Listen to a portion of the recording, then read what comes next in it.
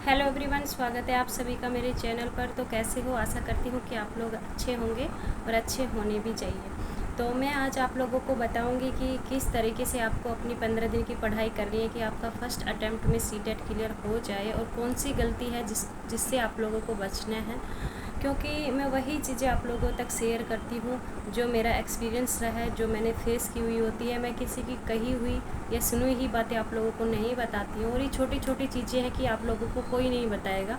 तो मैं चाहती हूँ कि जो गलती मुझसे हुई है वो गलती आप लोगों से नहीं होनी चाहिए।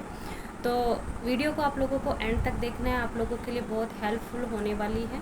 और सबसे पहले तो गलती क्या करते हैं कि अब हमारे पास टाइम बहुत कम है, आप लोगों के पास सिर्फ 14-15 दिन का टाइम है।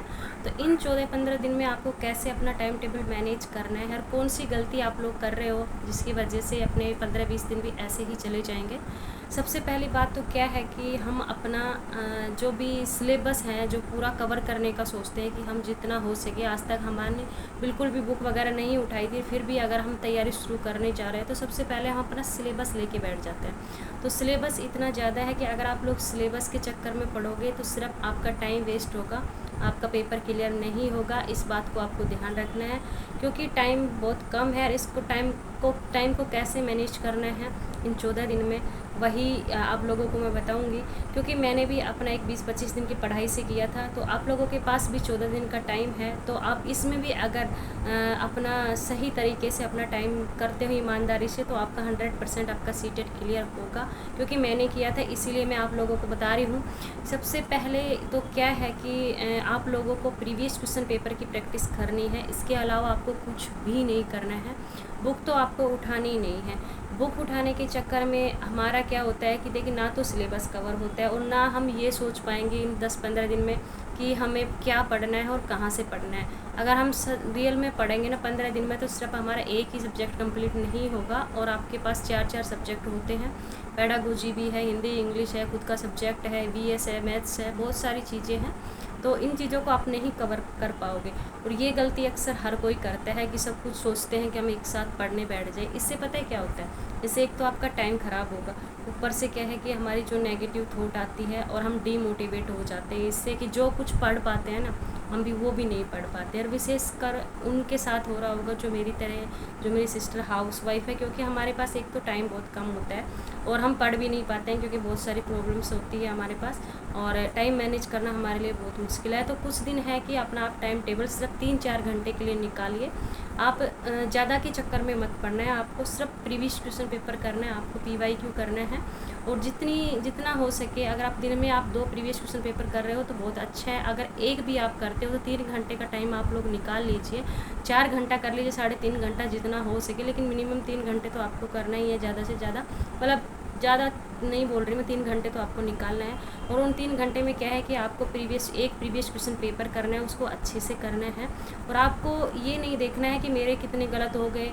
उस गलत के चक्कर में क्या है कि हम ये सोच बैठते हैं कि मेरा तो गलत हो रहा है, मेरे तो 30 नंबर ही सही हुए हैं, तो मेरा क्लियर होगा या नहीं होगा। तो ये नहीं सोचना है, सिर्फ आपको ये करना है कि जो क्वेश्चन आ रहा है ठीक है, जो नहीं आ रहा है उसको आप एक पेन कॉपी लेकर बैठना है, आपको उसको नोट डाउन करते चलना है। और उसका फिर बाद में पेपर ख़त्म होने के बाद उनका सोल्यूशन देखना है, जो नहीं आ रहा है कि इसमें क्या पूछा जा रहा है, और तो उसको आपको पढ़ना है। सिर्फ उसी को पढ़ना है जो नीचे सोल्यूशन दिया होता है।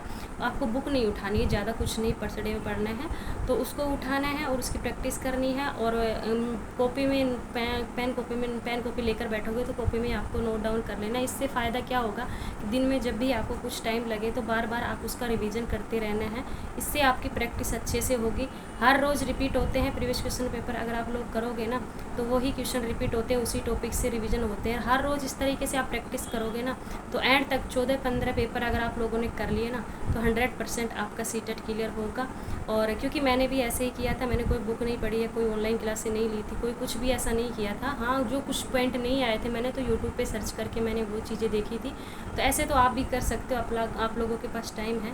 तो क्योंकि आपको ज़्यादा के चक्कर में पढ़ोगे ना तो सिर्फ आप डीमोटिवेट होगे और आपका टाइम वेस्ट ही होगा। इसके अलावा आपका कुछ नहीं होगा। क्योंकि सीटेट का एग्ज़ाम एक ऐसा है कि इसमें आपको नंबर ज़्यादा लाने की ज़रूरत नहीं है, सिर्फ आपको 90 नंबर लाना है, आपका क्वालिफाई करना है। क्योंकि जितने भी ज़्यादा नंबर आ जाओ सिर्फ आपका क्वालिफाइंग बोलते हैं आगे जब भी क्लास होगा तो आप 90 नंबर भी ले आओगे तो आपका सीटेट क्लियर हो ही जाएगा। कोई दिक्कत की बड़ी बात नहीं है, ज़्यादा के चक्कर में आपको नहीं पढ़ना है। आप रियल में चाहते हो कि इस बार मेरा फर्स्ट अटैम्प्ट में ही सीटेट क्लियर हो जाए तो सिर्फ ये चीज़ें आप लोग कर लीजिए, आपका 100% आपका सीटेट क्लियर होगा। क्योंकि सिर्फ प्रीवियस क्वेश्चन पेपर से सिर्फ प्रीवियस क्वेश्चन पेपर करना है। जो क्वेश्चन आता है वो ठीक है, नहीं आता है उसको पेन कॉपी में नोट कीजिए, उनका सोल्यूशन देखिए, अच्छे से उनको पढ़िए। और हिंदी इंग्लिश में तो बहुत अच्छा है, अगर थोड़ी बहुत ग्रामर की प्रैक्टिस आपको भी PYQ से हो जाएगी और पैसेज की प्रैक्टिस भी आपकी वहीं से हो जाएगी। जितना ज़्यादा आप प्रैक्टिस करोगे आपके लिए उतना ही अच्छे होंगे, उतने ही अच्छे मार्क्स आते जाएंगे आपको। इस तरीके से आपको करना है। और मैथ्स में भी जितना ज़्यादा प्रैक्टिस है, आपने सुना होगा कहीं भी, तो ये चीज़ें प्रैक्टिस से ही होती है। तो आप लोग प्रैक्टिस कीजिए, सिलेबस के चक्कर में आप मत पढ़िए। सिर्फ 3-4 घंटे आपको ईमानदारी से देना है। अगर आप इस तरीके से करते हो तो आप अपना क्लियर कर जाओगे इस बार, क्योंकि अगला सीटेट निकलेगा तब तक क्या पता कोई वैकेंसियाँ आ जाए आप लोगों के सामने। तो इस बार सोच के चलना है कि आपको सीटेट क्लियर करना है। तो यही चीज़ें आपको फॉलो करनी है। और जो गलतियाँ मैंने बताई है ये गलतियाँ बिल्कुल भी नहीं करनी है।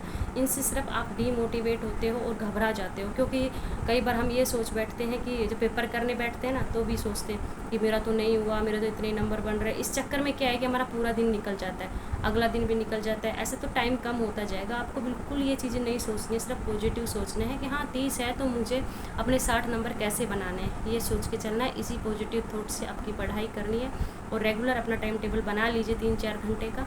तो यही था, क्योंकि मैं वही चीज़ें आप लोगों तक शेयर करती हूँ जो मैंने की हुई है, फेस की हुई है। तो कैसी लगी आप लोगों को वीडियो? तो वीडियो अच्छी लगे तो लाइक करना और ज़्यादा से ज़्यादा शेयर करना, ताकि मेरी जो भाई बहन है जो इस चीज़ को फेस कर रहे हैं तो वो इन चीज़ों का सामना ना करें और उनको भी कुछ हेल्प मिलती रहे। और तो मिलते हैं नेक्स्ट वीडियो में, तब तक के लिए बाय बाय।